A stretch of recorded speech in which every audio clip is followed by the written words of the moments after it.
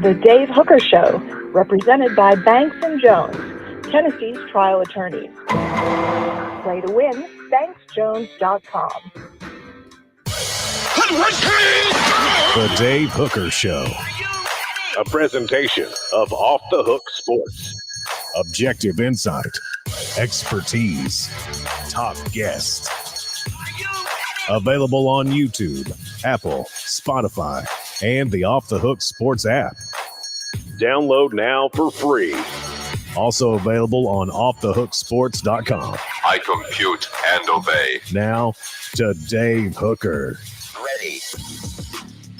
The madness hits another level as it's officially Sweet 16 weekend and college football in the news as well, as the University of Tennessee hits their midway point in spring practice. So we've got an awful lot to get to on the program today. Tennessee might be the most unpredictable team in the Sweet 16. We'll discuss why. Rick Barnes, lifetime contract? Maybe. Tennessee's first scrimmage dotted with some freshmen that have been standouts. Boo-hoo and Eminem did pretty good. If you catch that nickname, the second one, I give you a lot of credit. Who's more important to their team? Nico Iamaleava or Dalton Knecht? Discussed. Tennessee's pro day. McAllen Castle's made himself a lot of money, and the NCAA wants to put a ban on prop bets. Prop bet at 2.5 today on the program for Caleb Calhoun doing voices. Caleb, will we hear over or under 2.5 voices? As I ask everybody to please hit the like and subscribe button so that you are a part of the program and more are a part of the program, and we grow like kudzu. Caleb, how are you, sir? I'm pretty good. The voices are so authentic. I can't place a prop bet. I can't set the prop bet line because then it'll be in my mind that I'll be thinking about the number and I can't think about the number. So you got to set the line and then see what. Well, I've set the line. I put it at 2.5, and I don't expect you to know. I can't bet on myself. Oh yeah, I mean that's something innate. I can't ask you to predict when greatness comes down the pike. I wouldn't do that. I mean, the integrity of the voices can't be compromised. It cannot, and it cannot, and make the voices great again. All right, we've got a lot to get to in the program, so we're going to go ahead and get started right now with our good friends at Dynasty Pools and Spas. Dynasty Pools and Spas, easy to find right there in Athens. It's Dynasty Pools and Spas, and they bring you 4 downs because I just think this Tennessee basketball team might be the most unpredictable team in the Sweet 16, and I'm going to tell you why right now. 4 downs brought to you by Dynasty Pools and Spas. 4 Downs brought to you by Dynasty Spas, the most comfortable spas made in the United States of America, right here in East Tennessee.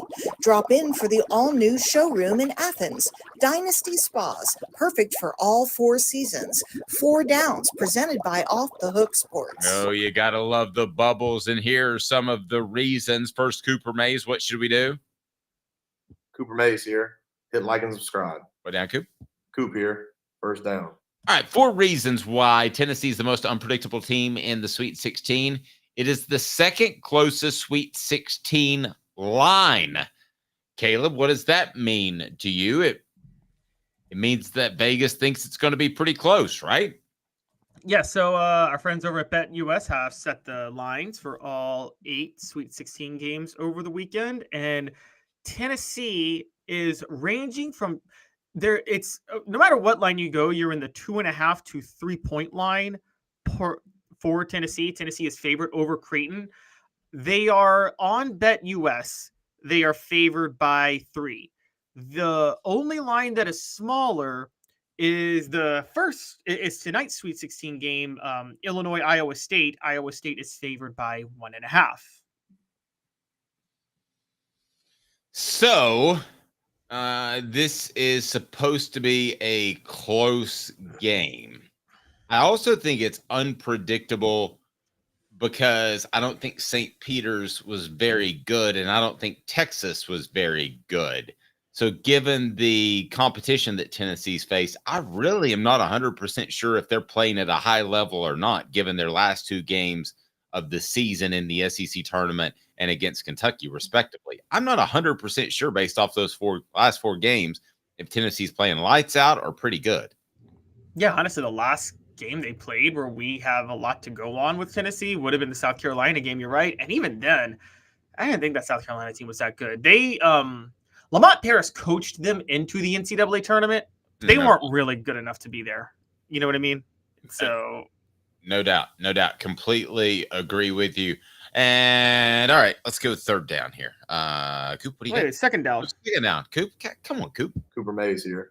Second down. All right, Coop. Second down is Dave Lehman, the center over here. That's right. It's quarterback. He'd be a typical quarterback.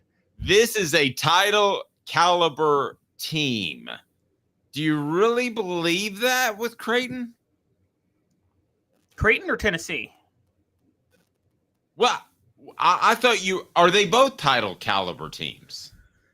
Yeah, that's the thing. I think they're both title caliber teams, but the reason Tennessee being a title caliber team is what I think makes them so unpredictable in the Sweet 16, the most unpredictable team in the Sweet 16, because there's other factors.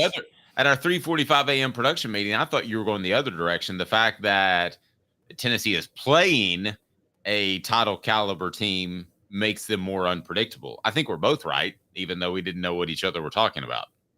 No, that's very true. They are playing they're both title caliber teams, and Tennessee's playing a title caliber, let's call it what it is, group of 5 team. So we don't know if Creighton is the next Gonzaga or if they're just last year's Florida Atlantic or San Diego State.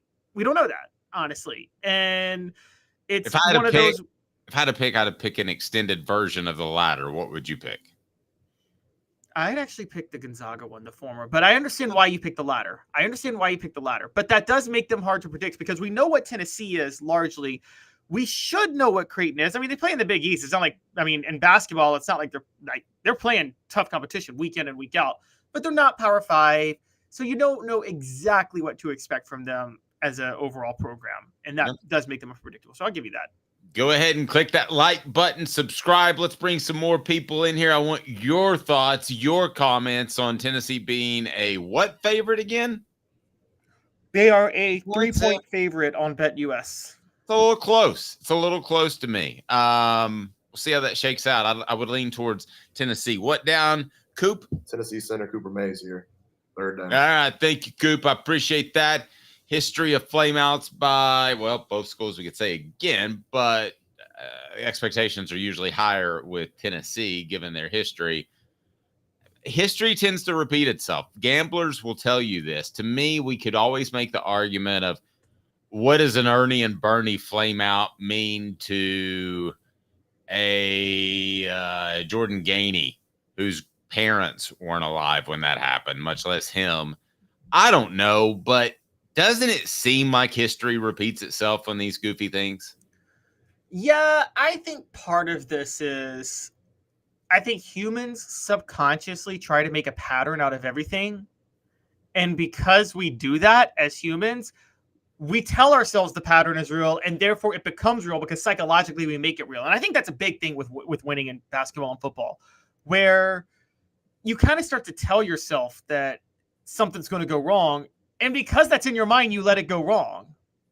And yeah, I think that's very common. I think that's why Tennessee football has trouble with Florida every year. I think, honestly, it gets in their minds. The talk around campus, the culture creeps into the players' minds. This game is cursed. You're snake bitten when you play. And then the minute something goes wrong in the Florida game, they panic. And then everything unravels. I see that a little bit with Tennessee basketball and Rick Barnes himself. They both have that. I see that a little bit. No, I could too. Hit that like button. Don't forget to subscribe. And then fourth down, you talk about unpredictable. I'm going to tell you why I think they're incredibly unpredictable. 4 downs brought to you by Dynasty Pools and Spas. They deliver within 125 miles. No fillers in the chemicals that they have. They're the best out there, and everything, including the chemicals for your pool and spa and including the chemicals for your hot tub, are local. That's pretty awesome. I'll give you the reason why Tennessee's so unpredictable after I tell you a little bit about Dynasty pools and spas. Just imagine having the best spas made right here in the United States of America in your backyard. What about that? Dynasty Pools and Spas. Their showroom is open in Athens, right off the interstate. You can stop by and check out the best hot tubs and spas in the market. And delivery, yes, they can do that to Knoxville or Chattanooga. They've got complete support, spa cover, and chemicals to keep your spa bubbling at its best. They also have pool chemicals as well. Dynasty Pools and Spas, amazing discounts for first responders, military, and even some blemish models that can save you a ton, and no one will ever notice. Mention Off the Hook Sports, get $500 off. Mention Off the Hook Sports, get $500 off. Dynasty Pools and Spas. Go to dynastypoolsandspas.com or stop by that showroom in Athens. dynastypoolsandspas.com. Dynasty Pools and Spas. And don't forget, they deliver within 125 miles of that awesome showroom in Athens. All SEC center Cooper Mays here. 4th down. Thank you, Coop. You scared me. This team's unpredictable in the way that they win basketball games. So, yes, they're the most unpredictable team in the Sweet 16 because they won basketball games just saying, Dalton, do something. They've won basketball games with Jonas Adu having a big game. They've won games all kinds of different ways. If you want to go back 2 years with Vescovi getting hot, I mean, this is a team that can win in multiple different ways. So I think they're the most unpredictable team in the tournament. I think that's very fair. Yeah, they've won games in so many. You are right. They've won games in so many different ways, including last week against Texas. That's a game that I never would have thought Tennessee could win in the NCAA tournament. I did not think that's the type of NCAA tournament game you can win, and they won it. And so I think you're right. That does make them unpredictable.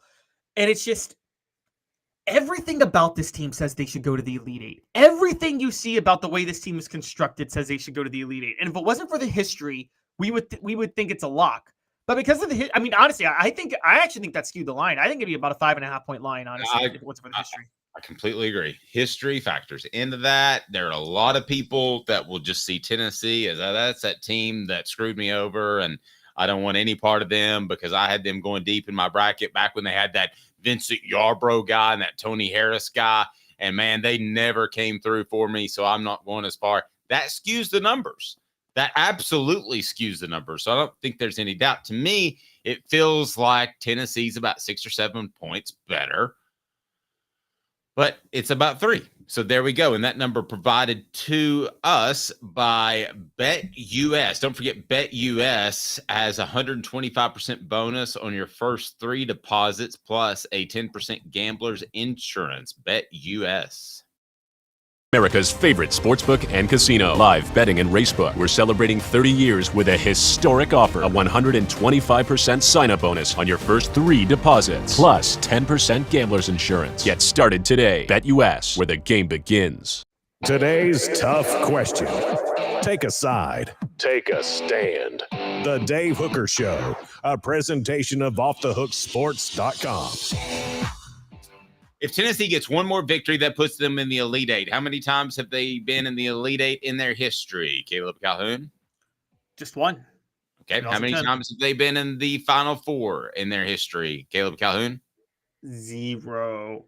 And by the way, the majority of their NCAA tournament losses, the majority of them came when they were the higher seed.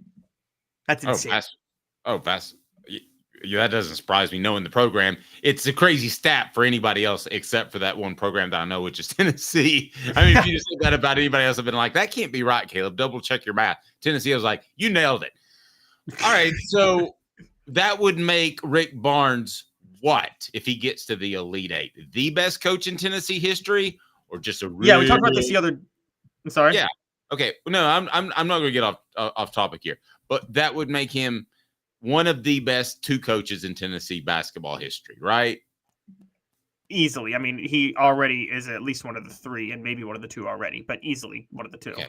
So my question is pretty simple, and I would like for you to vote on our YouTube page. And it is this. It is if Rick Barnes makes the Elite Eight, should he get a lifetime contract with a win in the Elite Eight? I'm not even talking about what could potentially happen in getting to the Final Four. 43% say yes, can't get any better. 57% say no, got to get younger sometime. So how does his age play into this? Because a lifetime contract's not as long if a guy's 69 years old, which he is, instead of 39 years old. So you could give him a lifetime contract and not be tied down forever. I think it would make a statement to potential recruits out there. I think he's never going to embarrass your university. The question is, are you settling? Are you saying that Tennessee's a basketball program that can knock on the door but never kick it down? And if that's what you're saying, it may sound a little defeatist, but having your second most important sport at a B+, A level, maybe just not an elite level, ain't bad, Caleb. As a matter of fact, it's pretty good. Yeah, I don't think it's bad at all. And I think given what Tennessee is and given the message they would send, I think it would be a really good thing for them to give Rick Barnes a lifetime contract if he made the Elite Eight. And largely because, look, I just talked about creating patterns out of things. Do I think there may be some reasons Rick Barnes flames out more than he should in the NCAA tournament? Yes, it's possible. I also believe so much of the NCAA tournament is a luck of the draw and just a crapshoot over who wins it. And he could have just been really unlucky. I think Mark Few, I always bring him up at Gonzaga. I just think he's been unlucky. I don't look at Mark Few as a guy who can't win the national championship just because he hasn't won one yet. He keeps getting them to the Elite Eight and the Sweet 16 and everywhere else you name it. Just because he hasn't closed the door, that doesn't mean that there's some type of tournament coaching that he can't do. No, he's just been unlucky. Kind of like Bobby Cox was with the Braves in the 90s. Well, as a matter of fact, if I were to pick 10 guys that I thought could win a national championship, he would be one of those guys. Especially, he would be one of the top 10 guys, even though he hasn't done it. My list. Maybe, yeah. Especially with Krzyzewski gone and all these guys gone. Oh, you mean guys who haven't? I thought you just meant people who haven't won a national championship. No. 10. If I made a list of 10 guys who could win a championship, some of which have already won one. Sorry. Okay, I see what you're saying. Yeah. Yeah. I mean, 10 guys that could win a championship. He's on my list of 10, even though he hasn't done it. Rick Barnes is knocking at the door. I don't think he's a bad hire for anybody that wants their program to be respectable. But when you talk about a lifetime contract, you're not talking about being respectable, right? You're talking about battling for championships. So that would be my question. Would Tennessee fans be settling if they said lifetime contract for Rick Barnes just because he made the Elite Eight? Because really, your goal should be make the Final Four.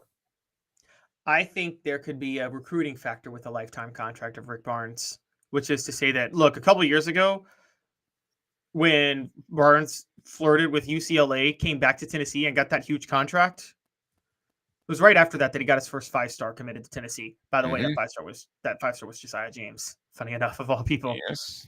And then he got Keon Johnson and oh my gosh, my mind's just and Jaden Springer the next year. The reason I'm bringing all of this up is I'm saying that I think the high profile look of Rick Barnes being courted like that can elevate his credibility on the recruiting trail. We see this all the time.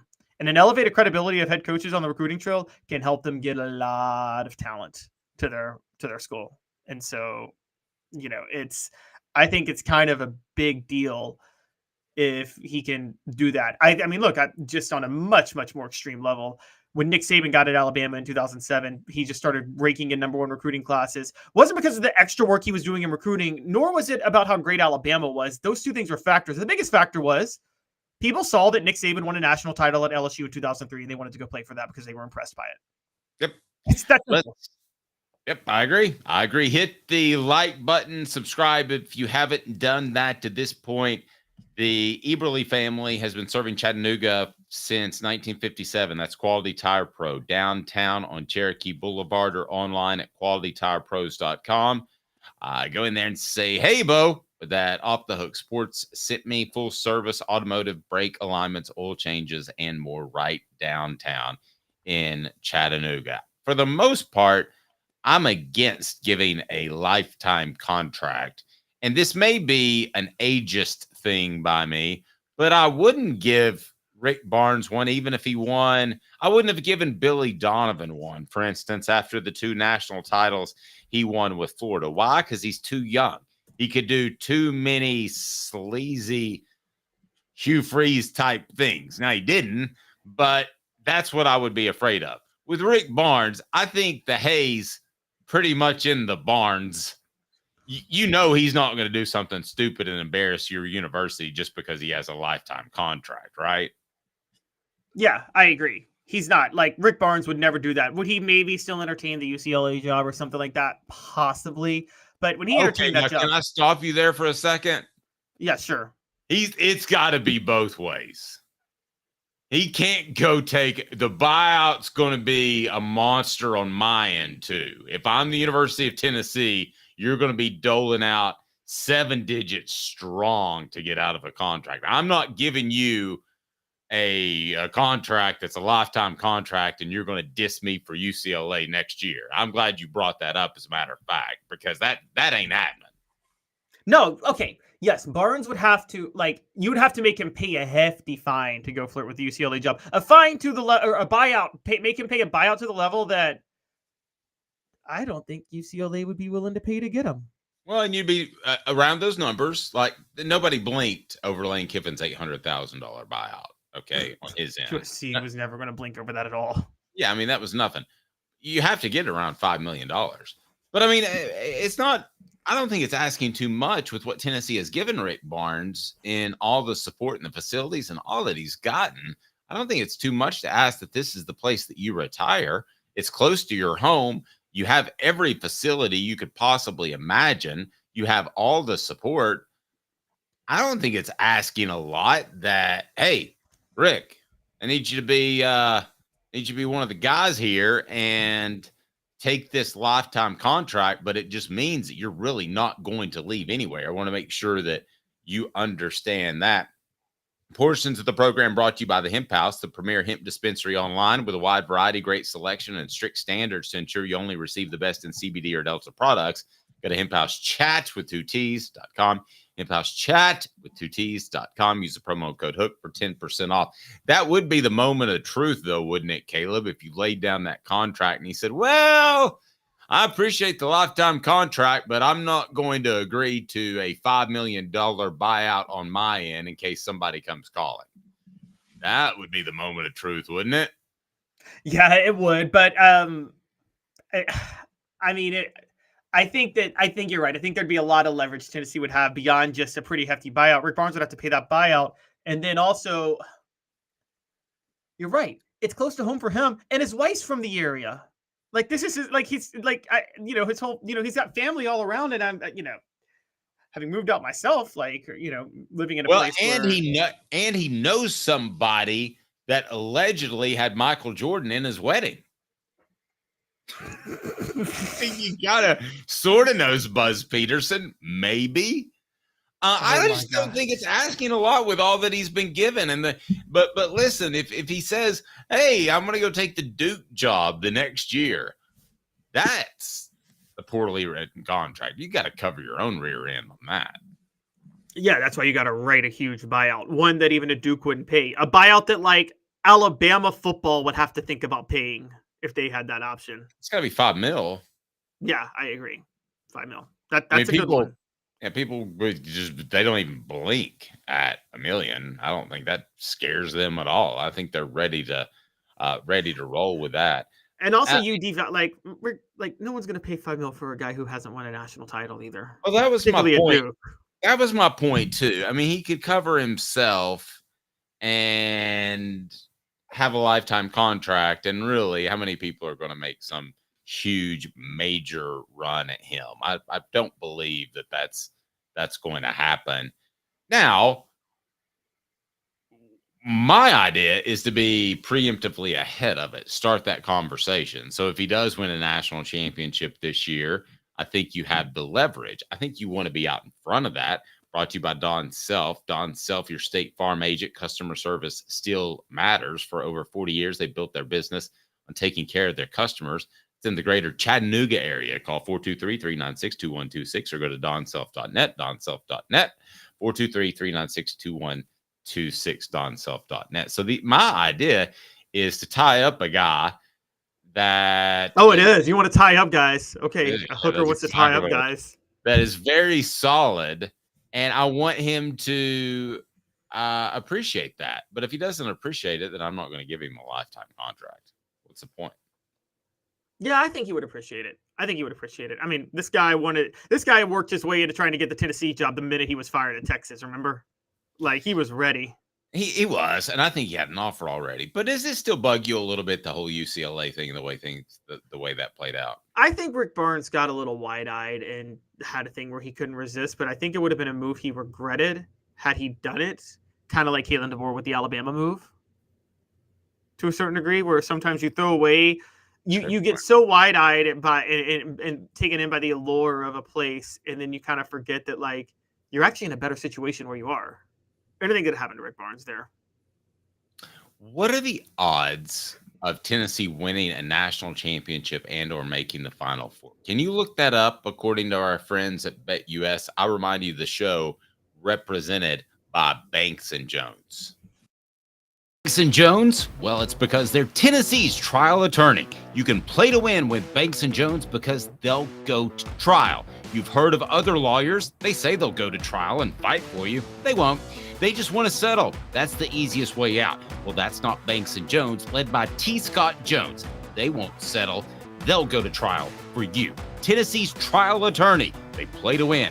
Truly, Tennessee's trial attorney when it comes to criminal defense or personal injury. Why settle? It's Banks and Jones. T. Scott Jones. BanksandJones.com. What do you got on those odds for me? We're about to talk some football, but I want to know the odds of Tennessee winning it all and making it to the Final Four. Well, they're tied with North Carolina right now for the 5th best odds of remaining teams. They are at plus 1,200 to win the national title. They're at plus 225 to reach the Final Four, 2nd best odds in the Midwest region. That's not bad. That's like 1-3, right? Plus 225? Yeah, it's basically closer 1-3. to 2-1? Closer to 2-1.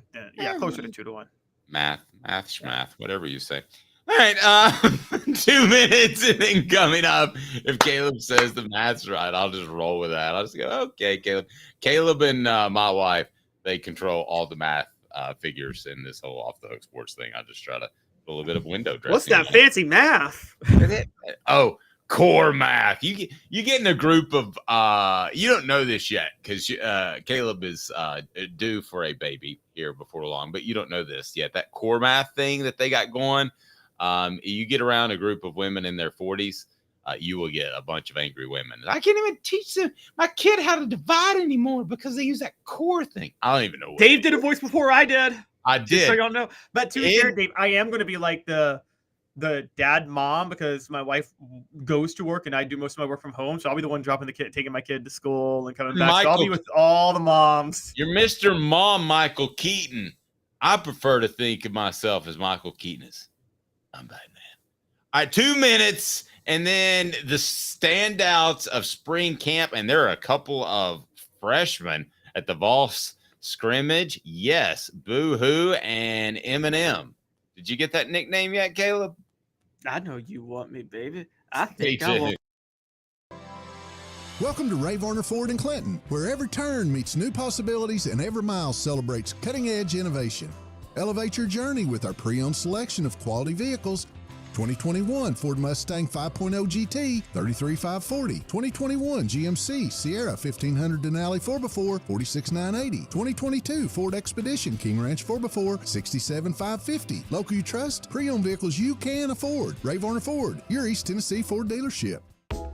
Sports Treasures in North Knoxville is one of the South's largest sports cards and memorabilia dealers, featuring over 10 million sports cards from vintage to modern. Sports Treasures carries a full line of hobby boxes, singles, autographed memorabilia, Tennessee Vol collectibles, fan cave decorations, and so much more. See a museum full of collectibles at Sports Treasures, 4819 North Broadway in Fountain City, and Sports Treasures on Facebook. Sports Treasures, where the real sports fan goes to shop. Have you seen the latest TriStar Hats Co. product? TriStar Hats Co. What's that?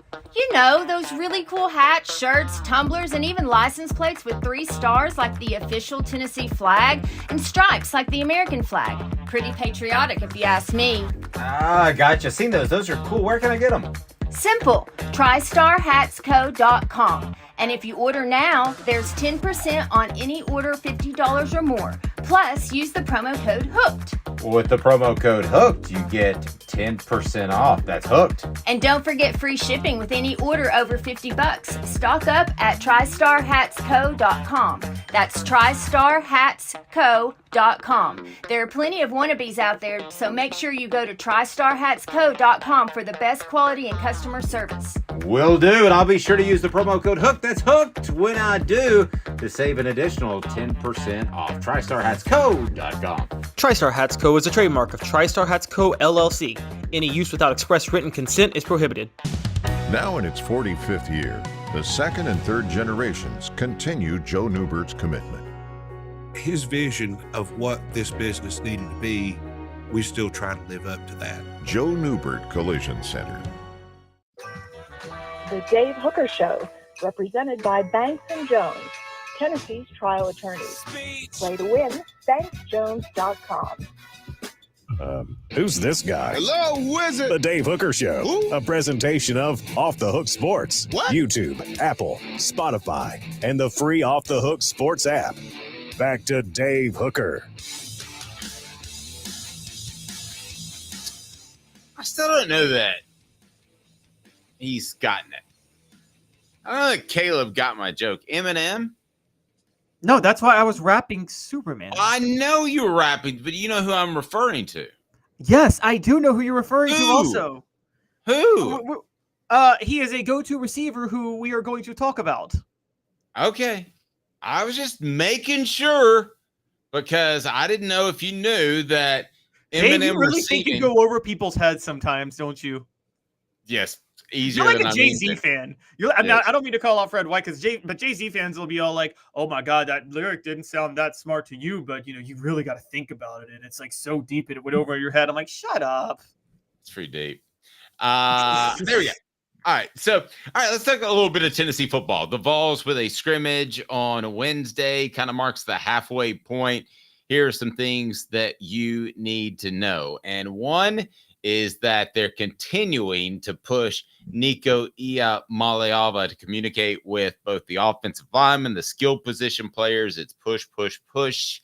And he seems to be doing that. He's very engaged. I think that's his nature. I think there are other quarterbacks that Tennessee has had a push in that regard. I don't think Nico's one of those guys. I think he feels that. And I think he feels like being the overall leader, no matter if you're playing backup guard or you're playing first team wide receiver Brew McCoy. You need to know that he's the leader of that offense. Yeah, I agree. I think the big thing is making sure Nico is the leader, and they're trying to push that as much as possible.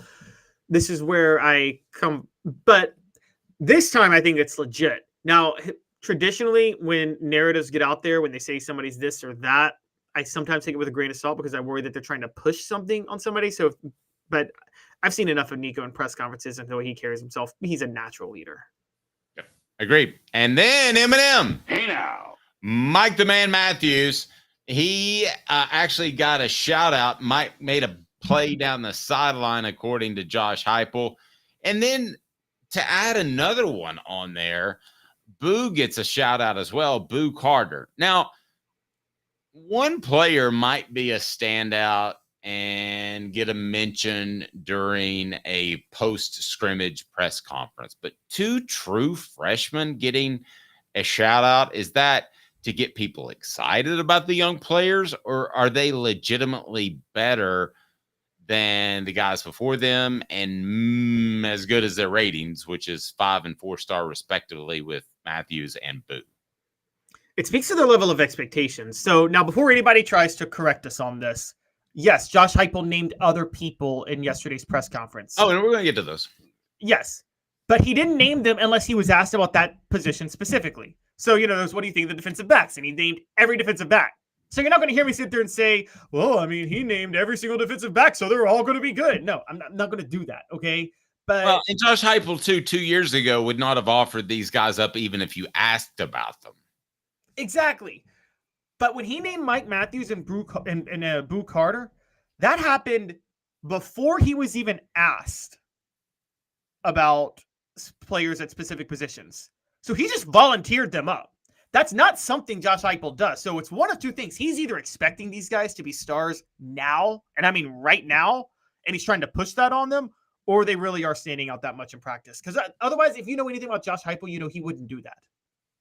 Yep, I agree. Portions of the program brought to you by Newbert Collision Center. For nearly 50 years, Newbert Collision Center has East Tennessee's best choice for quality repair work and fantastic customer service right down below Joe Newbert Collision Center. We heard about Cam Seldon being out. We'll see if he is a spring superstar, as it's beginning to look like that, but he won't be for the remainder of this spring. He was fantastic last spring and didn't have much of an impact.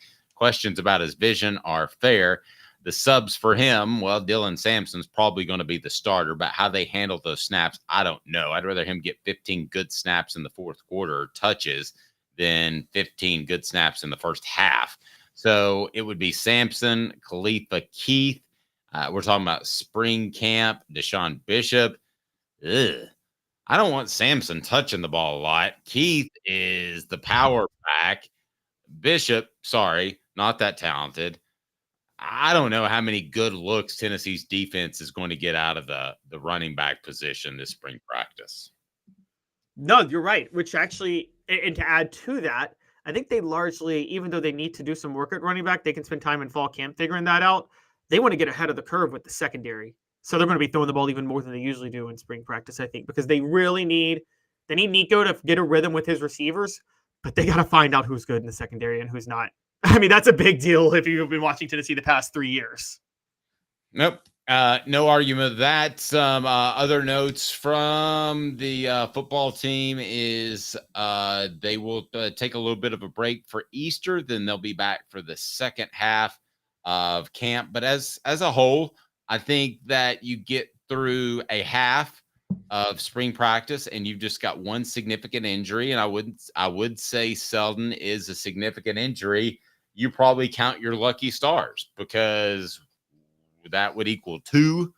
And we're not talking about season-ending injuries, but if you get 2 off-season injuries is what I'm going to call them. That's what I'll term them, just for, you miss time in the off-season, but August is still good. If they come out of spring camp with just that, they'll take that right now. Any coach in America would take that. Do you think Josh Heupel has learned his lesson, though, from Cooper Mays last year? If a guy needs surgery, is dinged up, we're going to try to get them to have it as quickly as possible. Well, so what we've learned is that, and this puts me in a weird position because this is nothing that Cooper Mays has told me, so I want to be really, really clear. Because I don't ask Cooper about stuff like this so that I don't put either one of us in a position, because I enjoyed the Q&A and I'm visiting with him later today. But I do believe that there were some people in Tennessee's camp that wanted him to have the hernia surgery earlier in the year, and he did not. And that Tennessee was hoping he'd be ready for the beginning of fall camp. Well, instead, he was ready for the beginning of fall camp, but then had issues with the abdomen and the tear and the hernia there, and wasn't ready for the Florida game, and we know what happened there. So, yeah, I think you want to address those, but I don't think it's cut and dry. I'm not going to come down on Josh Heupel for the timing of that. I mean, if it would have healed up on its own, which it may well could have, then it's not even a story, Caleb, but it wasn't handled the right way in retrospect. Right. And so I guess that was for summer workouts too, to have him ready, because you're right. You never hold somebody, you never play somebody in the spring if that is an issue. Yeah, I would have, based off the timing, I would have thought it came from the spring. And then he goes into summer workouts and it's kind of like, okay, now is the time that could take it a little bit easier on you. So we'll go with that regard. That would be my thinking. Rick Terry Jewelry Design. They want to be your jeweler looking for affordable game day jewelry.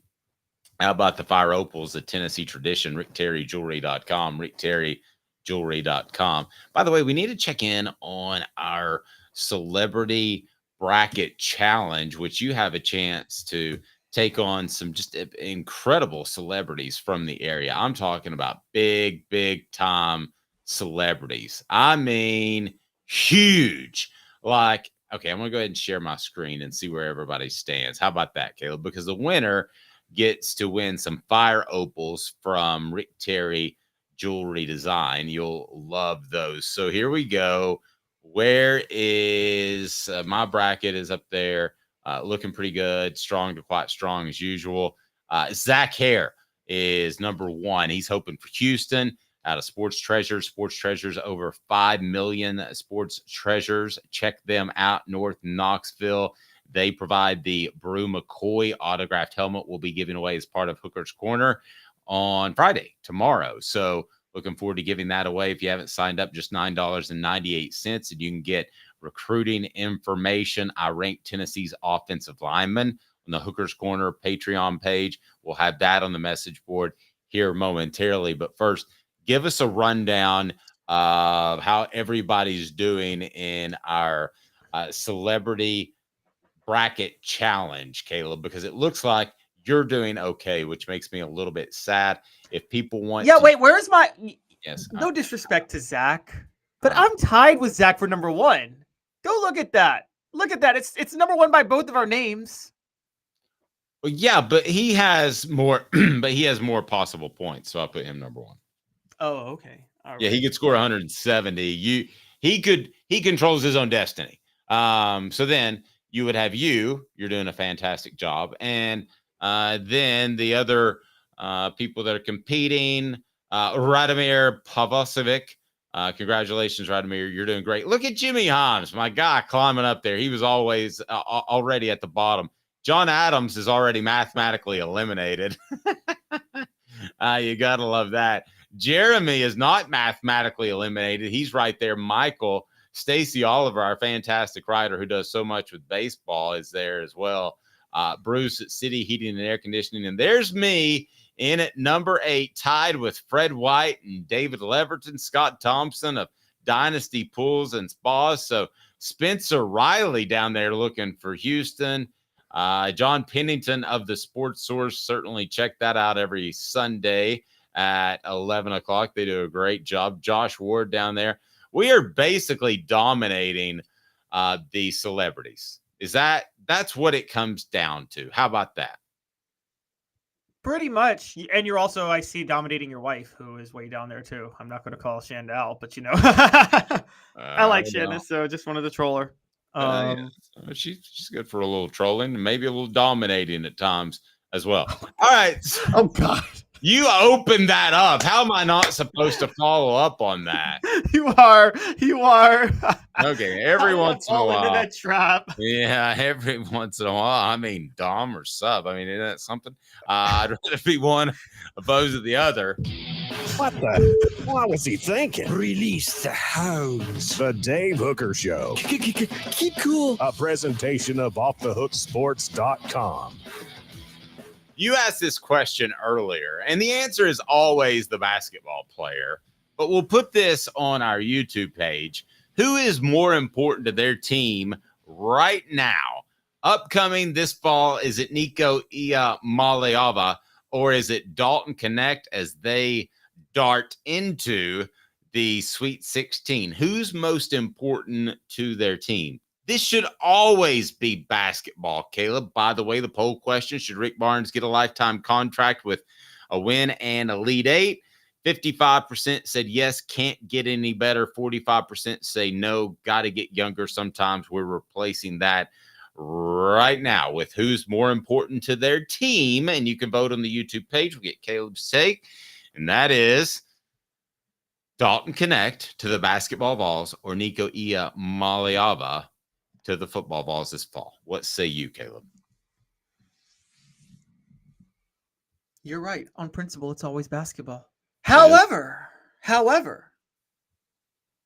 when you have a generational quarterback in an offense that's geared specifically around the quarterback, I think all of a sudden Nico Iamaleava is going to take the cake. because Nico Iamaleava is generational and will be one who leads Tennessee to a couple of championships. Maybe not a couple, but he'll lead them. He'll lead them to one. And I'm pretty sure if you have me bet right now, who's more likely to win a national title, Tennessee right now in the Sweet 16 or the football team, I'd put my money on the football team still right now. And so it's Nico. The game has changed. And Dave, just to expand this a little bit, let's take NBA versus NFL. Historically, we always said the NBA star was more powerful, was more valuable than the NFL star, right? Yes, you would. I mean, I love Joe Montana, but you would rather have Michael Jordan because it's a 5-on-5 game instead of 11-on-11 that don't really face each other. Right. However, with Andy Reid's quarterback-centric system and the rare talent of Patrick Mahomes, I think Patrick Mahomes is the first quarterback that could actually compete with NBA superstars in terms of value to his team ever.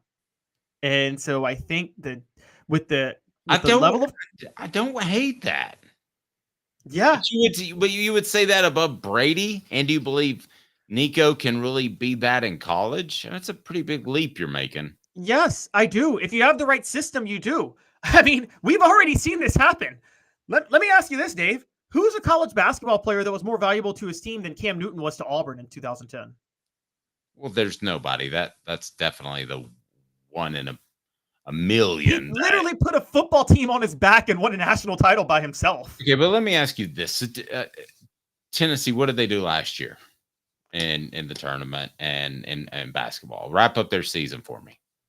They literally did exactly what they've done this year without Dalton Knecht. They made the Sweet 16, and they didn't even have Zakai Ziegler on that team. Okay. Two arguments. One, they're doing the same thing, so he's not that important. We both know that argument's stupid because Vescovi has struggled, correct? I mean, this is not the same team that they had last year. Every team's different. Strongest argument might be, I got to see. How could I argue against you if they don't at least win a Sweet 16 game? I mean, if they go to the Elite Eight, I'm going to tell you right now, because that's history making. It's only happened one other time in the history of the program. I'm going to tell you that Tennessee is every bit as dependent on Dalton Knecht, especially if they go even further, as the Vols will be this season with Nico. Don't forget this too. Nico may be more valuable because he may know more of the playbook in 2025 and 26 if he's around, because he's gotten to know the offense better. Dalton Knecht is a mature player. He has a feel for this offense. He knows what this offense is all about, Caleb. So let me pose a question for you. And you have to engage in my hypotheticals first before we get here. So my hypotheticals will drive you crazy, but there's a few. You have to either get rid of Dalton Knecht right now for the rest of the tournament, or get rid of Nico for the 2024 season. And you can't caveat it with football's more important than basketball. Pretend that they're equally important sports, which we know they aren't. Football's more important, but pretend they're equally important sports for the sake of this argument. You have to get rid of either Nico for the 2024 season or Dalton Knecht right now. Which one do you think would be more devastating to which team? I think Tennessee could still win in different ways in basketball. I don't think they could at football. I mean, not at a high level. I guess Zach Merklinger would step in there and we'd find out what he's able to. Jake Merklinger, Zach's his younger brother, twice removed. Zach Mettenberger. Right. Jake Merklinger, I guess we'd see what he could do, but how far of a drop-off is he? If you just looked at ratings, he's not that far. He's a 4-star. The other guys are 5 stars. Yeah, that's no big deal. But Travis says, I'm not giving up DK. So I think there's at least an argument to be made there, but I believe the fall-off would be significant from Nico to Merklinger. So, well, I wouldn't do that. I agree. The fall-off would be significant, mostly to me because of how great I think Nico's going to be. Like, I think he's going to be incredibly good. And if you think he's going to be Hendon Hooker or better, then I think it'll be better. Right. If you, I was talking rhetorically, but if you, as a listener right now, to me and Caleb, think that he's going to be as good as Hooker or better, then you've got to say, I would give up Dalton Knecht in the Sweet 16 to have Nico Iamaleava for the entire 2024 run. This is as hypothetical as it could get, but if I had to pick between one or two, with a championship much more in grasp in basketball than football, I'd still take football. I'd take Nico. And it's really not even that close in my mind. Maybe I'm off kilter here. I take Nico too. I mean, let's just go to the NFL real quick, or to the pros. Would you take Patrick Mahomes or Nikola Jokic? Nikola Jokic is the best player in basketball right now, bar none. There's no close second. But boring to watch, but just knows the boring game. to watch, but he's playing chess. Everybody else is playing checkers. General Nealon says DK had 13 points the other night. That's what average players put up. Give me Nico. I would really be interested to see, and maybe we'll reach out to our friends at BetUS, what Tennessee's odds would be if they didn't have Dalton Knecht. You want to shoot our guy Nelson at BetUS? Would he be able to figure that for us? What would be how would Tennessee's odds be affected? How greatly do you think they would be affected if Dalton Knecht was involved in some sort of John Higgins academic issue in which he couldn't play moving forward? Oh, I think that would tank the Rods at that point. I don't think that would have tanked them as futures at the beginning of the season had they played all year without Dalton Knecht, but I think it would tank them now because they're totally built. They've totally adjusted their team around Dalton Knecht. I mean, they switched. Rick Barnes literally switched his offensive scheme this offseason to Dalton Knecht. Less screening, more high-low motion offense, not as much of the flex. I mean, you don't do that if you don't have Dalton Knecht on the team. Yep. City Heating and Air Conditioning, cityheatandair.com. 50 years in East Tennessee. Integrity matters. Don't trust a fly-by-night HVAC company to tell you that you need a new unit that could cost thousands or more. cityheatandair.com. cityheatandair.com. The question is, who could do better at the other's job? What? How good? Nico talked a lot about volleyball and how much he loves volleyball. Can the guy just not dribble? Because why in the world is he not? To me, he looks like he would be like a T. Higgins type on the basketball. Yeah, but handles is so underrated in basketball. It's the most. It's a matter of fact. In the Michael Jordan LeBron debate, when everybody's like, look, they bring up every stat possible. The most underrated stat that makes Michael Jordan the better player. Michael Jordan never turned the ball over for a guy who had the ball that much. He's the only player in NBA history to have a usage rate that high and have less than 3 turnovers per game. Okay, so Travis says, so you'd throw the tournament to keep an unproven quarterback. I don't think he's unproven, Travis. That's where you and I are so different. That's why I told you last year that Joe Milton had some shortcomings that Nico Iamaleava did not have. To me, he's proven. He's done enough. He did enough to me by mid-October last year in practice from the people I talked to. So to me, we're having two different conversations. I don't think he's unproven at all. I mean, he's not. You can say he's not proven in games, but he did play well when he was in the Citrus Bowl, and he'll continue to play well. I have no question in my mind. If I had even a 20% question, which I often do, but I hate to tell you, I'm as tied in as I've ever been, and he's going to be really, really good. He's not going to be kind of good. Yeah, it's funny because we had Heath Schuler on yesterday, and I've been like that with Nico, like that scene in Too Fast, Too Furious where Tyrese ties the brick to the pedal and just has it go. And Heath Schuler is desperately trying to get me to hit the brakes a little bit, and I'm like, no, I'm not pumping the brakes on this guy. I'm like, I am all in and that high on him. And I think you're with me on that, Dave, right? Travis, yes, we are talking. We're talking about practice. Yes, we're talking about practice, but we're talking about scrimmage situations, and it's proved itself out in the one opportunity that I have to point to a game, and that was against one of the best defenses statistically in the nation. I know I was not Iowa. Practice. We're talking about practice, man. But the Citrus Bowl does give me a little bit more fodder for my argument. It's not a cincher, but it gives me some pretty strong fodder. Wouldn't you agree, Caleb? Very strong fodder. I mean, he made certain quick decisions. Now, again, I don't like to read too much into bowls, but like I want to point this out because I said this last year because it's funny. Nico's stats were nowhere near as good as Milton's stats in the Orange Bowl, but this is where people need to understand the flow of football and how things work out in football. If you watch that Orange Bowl, it was a lot more fast-paced. Milton moved, so both teams moved it a lot more. So Milton put up more yards, but most of the drives in the Orange Bowl stalled. So his Orange Bowl MVP, I thought that was a very overrated game by him that people thought he played so well in. I think he converted on a couple of big throws and that was it, but he wasn't consistently moving the ball for Tennessee and closing the deal. Nico was had much fewer opportunities in Iowa. They play a 4-2-5. They make you work the field. If you know Iowa's defense, they make you work the field like 5 yards down the field the entire time waiting for you to make a mistake. And Nico patiently did that the whole time.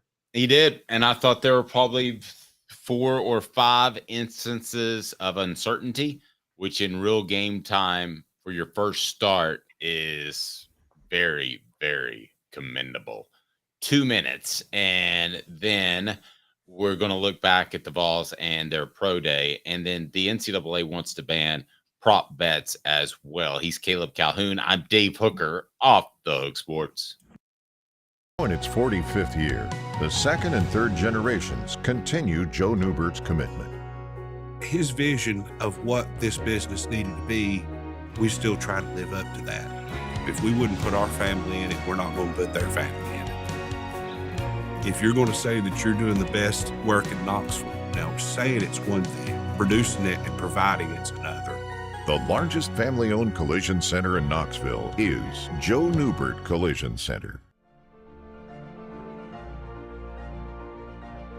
Hi, I'm Rick Terry, and we at Rick Terry Jewelry Designs pride ourselves in the highest quality craftsmanship from a family-owned business here in Knoxville for over 35 years. At Rick Terry Jewelry Designs, we also take pride in being an affordable option for all your game day accessories, especially those fire opals. At Rick Terry Jewelry Designs, we want to be your jeweler every day and especially on game day. Go Vols! Hi, Mike Davis here with City Heating and Air, reminding you to always dare to compare. Our team provides quality local heating and air service, installation, and maintenance across East Tennessee. We use only the best equipment like American Standard heating and air conditioning for your residential, new construction, or commercial needs. Honesty, dependability, and customer satisfaction have been the cornerstones of our business since 1961. City Heat and Air. Dare to compare.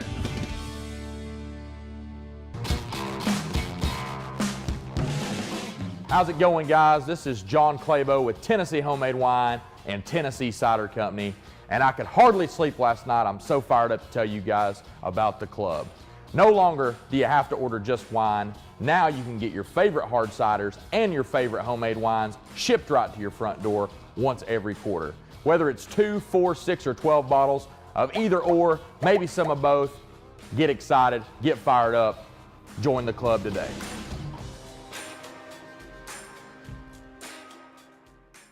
2021 Ford Mustang 5.0 GT, 33,540. 2021 GMC Sierra 1500 Denali 4x4, 46,980. 2022 Ford Expedition King Ranch 4x4, 67,550. Ray Varner Ford, your East Tennessee Ford dealership. The Dave Hooker Show, represented by Banks & Jones, Tennessee's trial attorneys. Excuse me, Your Honor. Play to win, banksjones.com. Who's this guy? Hello, wizard. The Dave Hooker Show, Who? a presentation of Off the Hook Sports. What? YouTube, Apple, Spotify, and the free Off the Hook Sports app. Back to Dave Hooker. Yeah, I'm looking at a lot of people who haven't hit that like button. Huh? Not that I'm judging. We work hard. 3:45 a.m. production meeting every day. I just soon you hit the like button, bring some more people in, and let's do this. If you haven't subscribed yet, do that. Hit your notifications. I thought I could make a major announcement today about a recently acquired person that you're going to really like, maybe 2, but I can't make it today. So in a day or 2, so be sure and turn that notifications on. I'll tell you who's going to be working with us in the fall, and we're really excited about it. And trying to think of a good way to put it. He's Nah, I don't want to go that blue. I was going to go really blue. We're not going to do that. Hit like and subscribe. Go ahead and do that right now as I want to get into a couple of different things. And first of all, we talked about Eminem and we talked about Boo Carter having fantastic scrimmages. Out of those two, who do you expect to have the bigger impact this fall if I made you bet right now? Oh, Boo Carter, just because I think that Mike Matthews has a lot of competition to be an elite receiver. Boo Carter, I think Boo Carter is a necessity at safety. This is the first time I've ever seen where not ever, but one of the first times at a major program like Tennessee where I've seen a player recruited as a freshman so he can fill a void immediately. Okay. Now, I want to go to the message board. Who do you think, Boo or Eminem, Mike Matthews? And my battered ball syndrome won't allow me to get too hyped for Nico. I'm telling you, put that down. You got to absolutely move forward. So as you hit the like and subscribe button, we change gears a little bit to the Vols Pro Day. Kudos, McAllen Castles. Surprise performer, 10.6 in the broad jump, 37.5-inch vertical. What does that mean for Castles? And what does that mean for the way we view Josh Heupel and how he handled the transfer portal? It's easy to jump all over him about Dante Thornton, but nobody said McAllen Castles, wow, what an impact he had on the Vols last year. He did, and good for him. He did incredibly well, and I think he made himself some money. Those numbers to me look like a fifth round pick, even though he wasn't selected to go to the NFL Combine. I think he's drafted at the very least. You? Yeah, he literally played himself to a draft pick at his pro day. Is he the first player in history to do something like that? I mean, pro days are like almost like you need to do them to hold on to your spot and not lose them. Isn't that usually what pro days are for? And pro days are different for everybody. Like if you have a good showing at the Combine, you don't do anything at your individual pro day. I thought Joe Milton shouldn't have thrown at the Combine and should have thrown at the pro day. He threw some. Milton, by the way, 4.55 40-yard dash, weighed in at 245 pounds, said he actually prefers playing under center. That's just, I don't believe that. This is the most baffling comment I had heard. I could have got it if he stayed at Michigan. Or if he transferred from Michigan to somebody else that maybe runs like kind of the Power Coast offense. He transferred from Michigan to Tennessee. And by the way, he didn't transfer to Tennessee when Jeremy Pruitt and Jim Chaney were there. No. Transferred to Tennessee after Josh Heupel was there. He was Josh Heupel's pick to run Josh Heupel's offense and knew that he had the inline to be the starter immediately. How in the world would you do that if you preferred playing under center? You had to know that you were going to be in shotgun the whole time when you committed to Josh Heupel's offense, right? Yeah, and I don't know a lot of people that prefer playing under center nowadays anyway. I mean, most people like playing from the shotgun. Now, for those of you that get excited about big arms, well, he had that moment in which he goes out there and Adam. Wait, is this another Joe Milton big arm moment? Yes, and look at that ball go! Wow, here we go. Let's show it again. Can we get? Can we zoom that thing in there? Yeah, there we go. One more time. Let's play it one more time. I think Adam Schefter. A little play action. Roll to the left. Roll to the right. Throw it as far as you can. Boom! Somebody said that he threw it all the way to Chattanooga. Well, here's the problem: is the receiver was in Athens. So I'm so over these I can throw it a long way videos. At what point are these starting to hurt Joe Milton from being regarded as a truly great all-around quarterback? Stop throwing those things. What? It's like when Kim Kardashian keeps posting thirst trap pics on Instagram. What's a thirst trap pic? It's a bikini. It's when you wear something sexy to try to arouse men. So like bikini pics, whatever, stuff like that. That's the new phrase, is thirst trap pics. It's like when Kim Kardashian when Kim Kardashian takes bikini pics and puts them online. I'm like, like, how many times are you going to be like, or when any influencer, model influencer, or whatever that's been doing this for a while keeps taking pictures of themselves and those out and keeps taking bikini pictures of themselves and puts them online. Yeah, they're hot. Yeah, they're entertaining to look at. But at some point, it's like, hey, I get it. Like, I get it. You have a great body and you like to show it off. I saw that. Are you still of the mind? Speaking of great bodies and great arms, Joe Milton has that. Are you still of the mindset that somebody takes him because of his physical ability anywhere before round 4, 5, 6, 7? Yes, I think it's possible because, again, I brought this up with Adams the other day and he didn't like it. I'm going to bring it up again. It's the toxic girl at the bar. It's that girl that keeps posting them bikini pics. You're tired of it, but you can't stop looking at it. And so it's one of those where it's like she keeps posting them, and then you're like, man, you got a shot with her. You might take her even though you realize she's toxic and crazy. It reminds me of that Saturday Night Live skit where they would say, yeah, we just got a cabin in Gatlinburg. That's where we're going to spend our weekends. Yeah. And we got a cabin in the Hamptons, and a private jet. We're going to fly up there. That's what seeing video of Joe Milton's arm reminds me of. Yeah, I can throw it further than you. You can throw it 70 yards. I can throw it 78. Yeah. Sounds a little like Rain Man. But do you know the Saturday Night Live skit that I'm referring to? The Toppers couple, and it was Jason Sudeikis. You do remember or don't? Do not. Sorry. Yeah, it was totally a topper. So like it seems like to me that every single Joe Milton tweet that goes out is just a topper tweet. I can throw it further than you. Well, hot damn it. I mean, nobody cares about that. But they do because they keep asking for it. I guess. Is anybody just sick of seeing those videos? Look, he didn't even hit on. Seriously, time out. Let me think. Maybe I'm forgetting one. Help me on the message board. What's the deepest ball in the air that he actually completed? Not true that he completed. Pure eye candy. Thank you, Ted Topper. Yes, they're straps. Eye candy. Yeah. Seriously, in the air. I'm not talking about a screen that goes for 60. We don't have another Milton hate segment. We're going to move on to the rest of Pro Day, but I don't.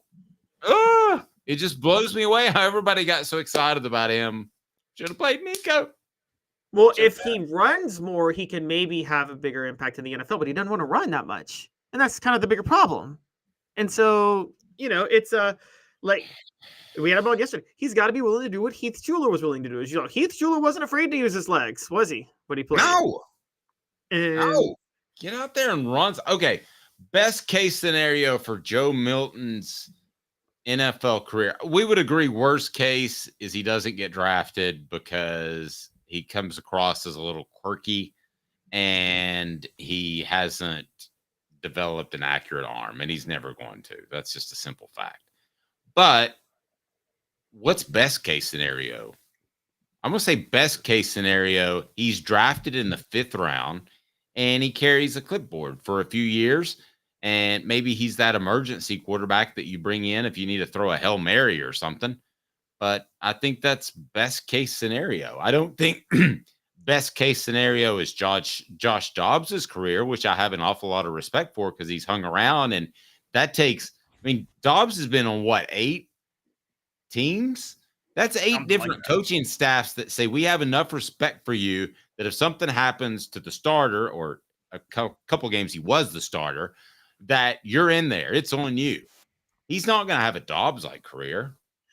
No, Joe Milton's going to get drafted late by the Kansas City Chiefs, and Patrick Mahomes is going to get hurt, and Andy Reid's quarterback genius is going to turn Milton into a Hall of Famer, Dave. Don't you know that? That's best case scenario. That's a pretty good scenario for him. If that happens. Ted says 4 to 6 round, somebody will bite, and I hope somebody does. Ooh, bite. I hope somebody. I think it would look great for Tennessee to have Hendon Hooker and Joe Milton both playing. Could Joe Milton have a Kirk Cousins type of career where he bounces around and I think Kirk Cousins is probably in that 12 to 18 quarterback range. Is that possible? Because if you're beyond 18, you're just trying to keep your job every year. But if you're Yeah, 12 to 18, you hold on to it. You have somewhat of a contract. If you're 12 and up, you're their guy, right? I mean, Kirk Cousins is one of the people that secured a bag. Here's the story. Can Joe Milton ever secure a bag? You know those where you see that quarterback inks like 6 years, ungodly amounts of money deal with a team. Will you ever see Joe Milton in the headlines for that? Nah. I don't think you will you'll either. see him holding on. Maybe he goes a lot like Dobbs, maybe, but I don't think he's going to bounce around for 8 years like Dobbs. That's actually the standard, Mark, what you're talking about now, because it's not if you're a great or good quarterback. It's if you're in that range you're talking about. Are you a secure the bag quarterback? Will you ever be in the headlines for securing a gigantic deal? Secure the bag quarterback. I came up with visit fees. So that at the end, what round do you think he goes in? I think 5th or 6th. I think it's mainly someone's going to be like, we can't leverage our future on him, but might as well take a chance on the arm and see if something comes of it. I mean, that's what you use 6th round picks for anyway. So okay, well then why didn't he just go pro last year? Do you think he would have been a 6th round pick last year? Yeah. Should have gone pro after the Orange Bowl. Just the Orange Bowl, like he should have been like, it'll never get better than this. I'm going pro. Yeah. It would have been better for everybody involved. Nico would have been your starter from the get. I think Tennessee needed a year of Nico getting fully sized. I do. I didn't say that right, but y'all know what I meant. He didn't. He was 210 headed into. He was 205 headed into preseason camp. He was just fine. That all parties would have been better off if Joe Milton would have said, "I'm cruising on to the NFL because I just had an Orange Bowl and I just got paid, and I'm gone." You know why he stayed? He stayed to get a year of pay from Tennessee because he knew he would never get that much from the NFL. That's why he stayed. No, I think he thought he could help his draft stock. I think this is crazy Dave conspiracy over here. This is crazy Uncle Dave. This is crazy Uncle Dave talking. Okay, well then he's out of touch with the reality because he's not that good. If he thought he could improve his draft stock by coming back another year, then somebody needed to sit down and have a talk with him because all he did was hurt his draft stock. Well, what do you do as a quarterback? Try to go pro before you even started to help to improve your draft stock? Like what quarterback that doesn't at least somewhat believe in themselves would do that? I don't know, a quarterback that has a good advisor. I mean, I'm sorry, I still think I sit down and I have the conversation. I say, hey, we're going to hug it out after this. Don't take it personally, but you're a workout warrior. You go in there and you're not going to look as good in games as Anthony Richardson, that everybody compared him to the former Florida quarterback, right? That he would go in there and he would elevate himself to the first round. I would have told him last year, you're not going to do that. You're going to make yourself look worse in games. You need to just go ahead and come out, be a workout warrior, get picked in the 5th round in the 2023 draft instead of the 2024 draft, get your clock started so you can get that secure the bag contract if that's in your future, which it probably isn't. But the bottom line is, from a business perspective, he's up on billboards. He's doing everything else. He made more money at Tennessee than he would have made in the NFL. And he might not even make a team in the NFL. That was a business move in which NIL actually seemingly helped the Vols, but I think hurt them. Be better off with Nico running out there. Well, maybe it didn't hurt him because he made more money at Tennessee based on what you're saying. So hurt him, but hurt Tennessee. They'd be better off if Nico run out there last year. So you're saying if you were Joe Milton, you would have gone to the NFL rather than take the NIL money at Tennessee for a year? Even if you did, that's not that big of a deal. And I also think, again, you kind of bet on yourself to at least think you can improve your draft stock. Now, I'm not sure he hurt his draft stock. I think you're betting on yourself by going right after the Orange Bowl. No, because because nobody was going to take him in the first 2 rounds or first 3 rounds. Now, he's not going to the first 3 rounds anyway, but maybe he thought he could play himself into that. So, I mean, what are you supposed to do? Not even bet on yourself at all on that regard? I think that's why he came back. He didn't come back for to try to steal more NIL money from Tennessee. And also, I still say but you tell me that wasn't a big part of it, and it wasn't stealing it. He deserves it. I think it's a factor in it may be a factor in anything, but I don't think coming out wasn't even a thought process for Joe Milton. He didn't start in 2022. Somebody should have been thinking about it.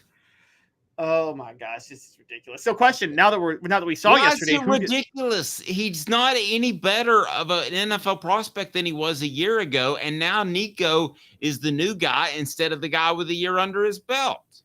He thought he would be a better NFL prospect. That's what I mean. I don't think he was going straight for the NIL. I think he thought he would just be a better prospect. Now, my question for you is, who goes higher, McCallan Castles or Joe Milton in the draft? Now that we saw yesterday's pro day. There's no question McCallan Castles will go higher. So you think McCallan Castles played himself into a draft pick for real yesterday with what he did? Oh, no, I wasn't just saying that. No, I 100% believe that. I thought when I watched him play, I was a little bit surprising that he wasn't invited to the combine. I thought he had good size, good speed, better lateral, better hips than you would think with a guy that size that didn't have many offers coming out.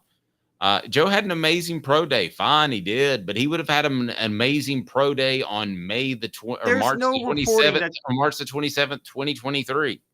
There's no evidence that he had an amazing pro day either. He dazzled with his arm, but notice people didn't stand out, and they needed to stand out. Just not great news for people. Ramel Keaton didn't stand out on his pro day, which kind of needed to do because he didn't get a combine invite. And well, I wonder why. Who do you think was throwing him the ball? I mean, I'm blaming Joe Milton for everything. Serious. Dave, y'all. I'm dead serious. I'm not joking at all, Caleb. I would have Nico come out there. Guys, if we hit a recession later this year, Dave is blaming Joe Milton. A recession's going to come, and Dave's going to be like, Joe Milton did not do enough to draw fans to Tennessee games last year, and that triggered the recession, guys. That's going to be Dave in 2 months' watch. I'm just... Let me ask you. You have an opportunity to go out there and wow scouts. Who do you want throwing the ball to you? Joe Milton, Nico Iamaleava, or some random dude off the street? Rank them. Obviously, Nico. Okay, who's second? Joe Milton over some rando off the street? No, I'll take rando off the street because he's not going to throw it on my back hip as hard as a howitzer. That's what I don't want. Okay. Yes, I get it, but like... Okay. The other prospects. Give me the rest of the other guys. I'm sorry. I got so let's just... Yeah, we mentioned McCallan Castles. Guys, not much happened with the other prospects yesterday. Jalen Wright was standard, exactly what you would expect. Jabari Small. You got to remember, Jalen Wright's going to do very little because the numbers he put up at the combine. He probably is... He's at least top 3 tailback, if not number 1 off the board in the draft after what he did at the combine. Sorry, go ahead. Yeah, Jabari Small ran a 4.53 40. Do you think that's too slow for him as a running back in the NFL? Do you think it needed to be sub 4.5 to get drafted?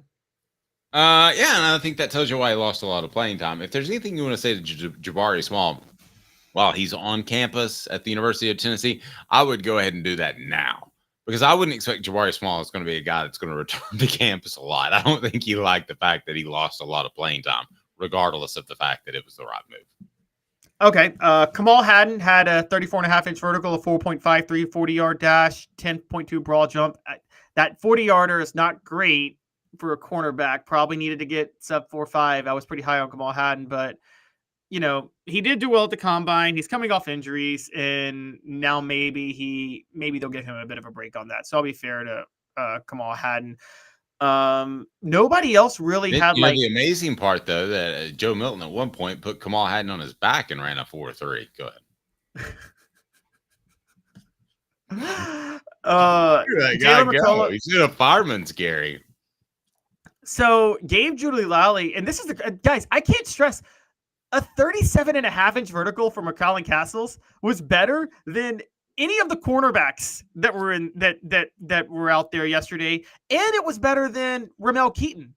Like, we didn't bring this up because it wasn't big news throughout the year. I always looked at McCallan Castles and I thought that guy is pretty athletic. That guy looks like an NFL player to me. Did you Did that cross your mind last year, or was it so far down the food chain that you didn't think about it? No, you are right. I mean, and that's where you maybe could blame Joe Milton, because if there was another quarterback, I think Heupel might have been using Castles a lot more as a. Yeah, you can't throw over the middle because you got Joe Milton. He's going to throw it so hard it's going to go off the guy's shoulder pad and it's going to get intercepted and taken the other way for a touchdown because you got Joe Milton.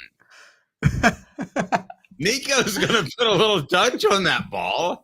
For the love, it's going to be off his back hip, and it's just going the other way. Game over.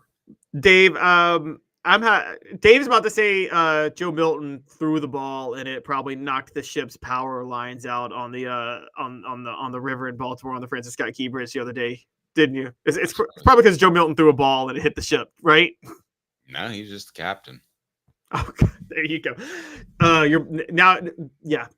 Joe Milton was driving the Titanic. He took it way too fast, hit the iceberg. If he had just slowed down and had a little bit more touch on the ship, wouldn't have hit the iceberg. Yeah, and there's some of you, Travis, that are playing instruments as the ship goes down. All right, what else we got on these cats? What are they doing for pro day? Well, and so I think Ramel Keaton is a concern because Ramel Keaton violin while he's throwing it over the bow. Go ahead. Oh, well, I would not let Rose. I would not have let Rose on the board. I would have gotten on the board myself. I'm like, you had a lifeboat and you jumped back onto a sinking ship, you idiot. Like, so. Yeah, around that upper crust. Yeah, go ahead. So I would say that Ramel Keaton, 33.5-inch vertical is not what you need to be because he's a wideout, 6'3". You probably needed higher than a 33.5-inch. Like one of his things is going to need to be like being able to out-leap people for balls thrown down the middle, right? And that I think that's a problem. I think one of his things needs to be there needs to be an incredibly huge rash of injuries to receivers in the NFL for Ramel Keaton to make it. Like at least 50 receivers need to go down. Yes, I kind of agree. I mean, I'm sorry. He just doesn't have the overall athletic ability to play receiver in the NFL. You can watch him run around out there, and he's a step slower than everybody. What was his 40 time? They didn't measure. A lot of these didn't list their 40 times. If they didn't list it, it's not what they wanted it to be because it's the players' lounge. So it's I'm just gonna take a pass on that one. Wait, this is my favorite. Jalen McCullough. I'm not trying to throw shots at Jalen McCullough, but 32-inch vertical, not great. 9.7-foot broad jump, not great. 17 bench press reps. Okay, but how many pounds? Like 225. 225 is the number. That's the number. That's the standard number. Yeah, it's standard number. I didn't know if he just said 17 bench press reps and like, oh, I just lifted the bar, and did 17 reps. I'm barred out all day long. But did you hear they actually had for McCullough specifically? I said 225, didn't I, Travis? Yeah, I thought it did. Did I say 225? Yeah, you did. Okay. Yeah, it's two plates on each side. So but the where Jalen really helped himself though is they had, you remember in Rocky IV where they had that punching machine that would measure punching power, and they did that with Drago. He absolutely went through the roof with that. It was like, this is how I punched that dude that walked in my lady's apartment, and when that thing went off, I mean one scout, he ain't afraid to tackle. I'll give you that. One scout reportedly said, I had him as a 4th rounder, but after that right cross, that's NFL material, 2nd round all the way. That's just what I heard was said. Just wait till Alvin Kamara teaches him how to fight in an elevator. Ouch. Do you think that? I don't think that helps him though. Is that completely resolved? Has that case been completely I think resolved? It has. I think he pled out in just minor misdemeanor or something. I think it was more like he wanted to make it go away. And I get it. It's kind of those like, do you want this hanging over your head when you're trying to come out for the draft? And then wouldn't you rather just make it go away and then someone asks you about it and you're like, well, this is what happened? Yeah, I thought the charges might have been dropped. You might want to check that for me. Let's do this. Can we do this day in Tennessee sports history? This day in Tennessee sports history is brought to you by our great friends at Apex Apparel Group. Apex Apparel Group is your one-stop shop to promote your business with unparalleled customer service. Call Tyler at 865-919-3001. Tyler, 865-919-3001. Get 15% off your first order for spirit wear and more. That's Apex Apparel Group. Order apexapparel.com order Apex Apparel or your Apex Apparel, yourapexapparel.com. All right, what do we got for this day in Tennessee sports history? Well, interestingly enough, I'm going to go 3 this days in sports because we didn't do one either the last 2 days, and there's 3 good days that we in a row of things that happened in Tennessee basketball history. Because 2 days ago, March 26th, Tennessee basketball made its first elite ever by beating Ohio State under Bruce Pearl. Yesterday was a dark day in Tennessee basketball history because they fired Donnie Tyndall March the 27th, and Dave Hart had to give that press conference apologizing for him screwing up to hire him in the first place. But today, by the way, how's Donnie Tyndall's 58-year show cause penalty working out? Actually, that ends in a year. Yeah. It's so long, he actually had to go back in time with Michael J. Fox. And when they came back, he didn't have a show cause, and Michael J. Fox was, so that's the key. He is a heck of a tactician, though. That dude knows basketball. Like, honestly, it'll end, and he'll get hired somewhere, and he may actually win something big because that dude can coach. Me Drinker says, I can foresee in the future Jake Paul calling out Hooker for a fight. I would beat him down. All right. So on this day in Tennessee history, Tennessee. You do realize that's true, right? Doesn't Jake Paul just lose fights for money now? No, he does. I'll lose fights for money, but not against him. Okay, so today, 19 years ago, Tennessee, Mike Hamilton made a move that finally gave people pride in Tennessee basketball. They officially hired Bruce Pearl as their head coach on March the 28th, 2005. Bruce Pearl came out and he said the most commonly used word in that press conference was family and how big he was about family. And of course, 2 years later, he left his wife for some, young hot thing. But at the time, family mattered a lot. That he may or may have not brought from Wisconsin. Yeah, exactly. That may or may have not been upgraded by one of my alums from high school. That may or may not have been named after a bottle of alcohol that's not that good. Yes. Unless you're 60 and you like your alcohol that rhymes with Randy. All right. That make you Randy. Yeah, prop bets are out, according to Charlie Baker, who's done such a great job in his short time as NCAA president. It seems like we always have an opportunity to look back on NCAA presidents and say, thank you for making sports that much better, because you've certainly done so. Sarcasm, sarcasm, sarcasm. He wants to take away prop bets. This is the dumbest thing. So I'm on this Nashville radio station, and I'm like, the NCAA wants to stay relevant, right? Because they want jobs, Caleb, right? Yes, exactly.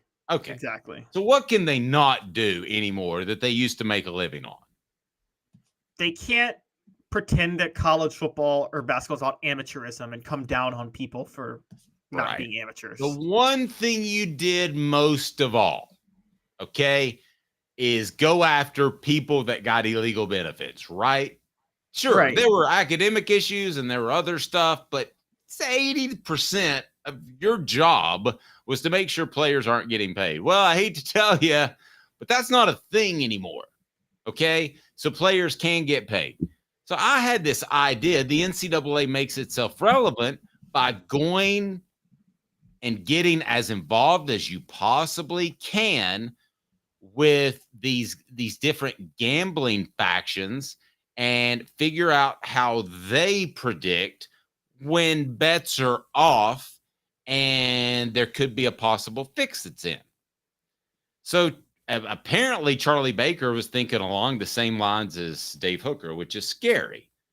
So he did have a response to gambling and the fact that it's so easy and there's NIL money that can be gambled.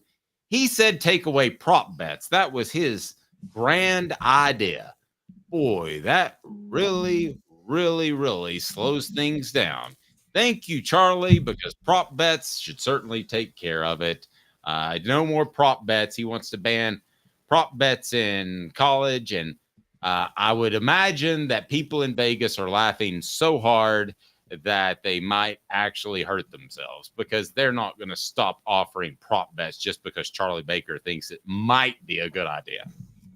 Also, think about how stupid this is. Investigating gambling. Mega stupid. Mega stupid. Charlie Baker literally sat in a room going. Like that is total bullshit. Charlie Baker literally sat in a room going, how can I make the NCAA matter? What can I do? I've got it. Prop bets. That's the smartest thing I can do. And then he comes out and he tells everybody that he wants Congress to ban prop bets, which, by the way, would take away work for the NCAA. And guess what, Dave? The NCAA needs some work right now, or else they won't have jobs because they should be the ones investigating players. This is all about, he doesn't want to have to do the work to investigate players gambling on the sport they play, and prop bets are more direct. They can still gamble. You're still going to allow spreads. If you're worried about players betting, you don't think they'll still bet on spreads and money lines if they're doing it illegally and throw those games? I mean, Travis is right. How in the world are you going to tell Vegas how to make books? So it's the whole same thing as the debate involving women's rights. I mean, you're going to find a place to do it if you really want to do it. So if you really want to make prop bets, you're going to do it somewhere else that doesn't come under the purveyance of Caleb, well, he wants a federal ban. He's trying to get the federal government to ban. Right, so if you get a federal ban, but I really want to bet on dude's prop bets because I think he's going to have a huge game, I can still go find a bookie to do it. I can get a hold of a bookie. There are a lot of people, but I mean, there are a lot of people who still like betting with bookies because you don't have to have the money on hand. So right. So my point is, I could still find a way to do that, but then this is how dumb Charlie Baker's notion is. It's not closely monitored by those that have recently found some betting to be out of the ordinary and have taken care of some prop bets that were about to go south and the fix might have been in. Like, wasn't there some guy taking himself out of games, wouldn't come back in games? If you ban it, people are just going to go back and do it on the black market. So congratulations, Charlie Baker. You have come up with the dumbest idea that I've heard in a number of weeks. You are so right. And think about this for a minute. If an athlete's already prepared to risk everything to bet on a spread, do you think that athlete's going to be like, oh, prop bets are illegal, so I can't do those? Well, no, they'll do the prop bets too. They're already breaking laws, like to bet when they shouldn't anyway. So you think the fear of I mean, I cannot believe Charlie Baker said this and did this. And the worst part is they tried to pretend, again, it was about integrity. He came out and he said that they will be contacting officials across the country in states that still allow these bets and ask them to join Ohio, Vermont, and Maryland, and many others to remove prop bets from all betting markets. The NCAA is drawing the line on sports betting to protect student athletes. That's what he said. They're drawing the line. One of my favorite movies is Casino. So you call, is it Al Pacino? Is he the one in? No, that was who Joe Paterno always looked like. By the way, I always said that. Yeah, but you can you imagine calling those Vegas bookmakers and saying, "Hey, if you don't care, lay off the prop bets on individual players." Yeah, they're really going to stop that. Yeah, okay, I'll do that. I mean, darn those authorities telling us not to do it. Why when I flip the odds for all the games so that everybody wins? How about that? It just, I don't even understand where you Robert De Niro. Thank you, Meade. Can you imagine calling Robert De Niro in Casino and saying, "Hey, my name's Charlie Baker. I'm with the NCAA, and I was wondering if perhaps you could stop the prop betting because we find that some athletes want to bet on themselves or their teammates, and they like the prop betting." And as opposed to just stopping athletes from betting on themselves. Yeah. And Robert De Niro goes, I don't think that's going to work there. No, not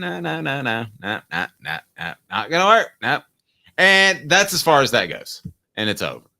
And then Joe Pesci travels to Charlie Baker's house and goes crazy. Yes, that's but if it's Home Alone, which Joe Pesci was in, Charlie Baker could have some Kevin McAllister booby traps set up. And then Joe Pesci is screwed. Never seen that show and proud of it. How many voices does... Yes. We've had a lot of voices today, guys, by the way. But, yeah, look, this whole thing is... He also had the line, he goes, "I have nipples. Can you milk me?" Meet the Parents. Yes. De Niro line.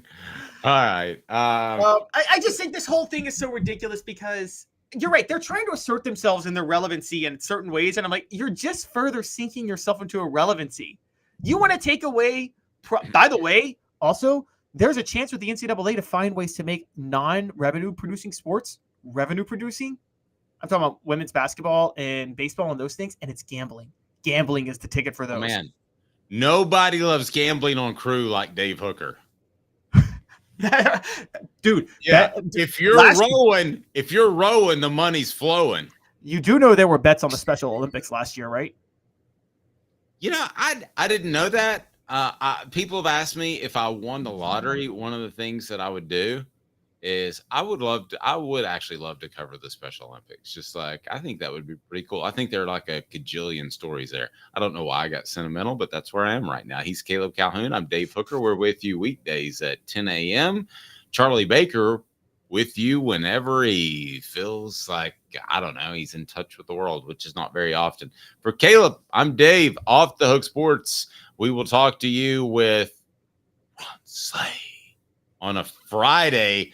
This has been a presentation of Off the Hook Sports. Who? You don't hear? Ron Slay. Have a fantastic day, morning, afternoon, whenever you're watching.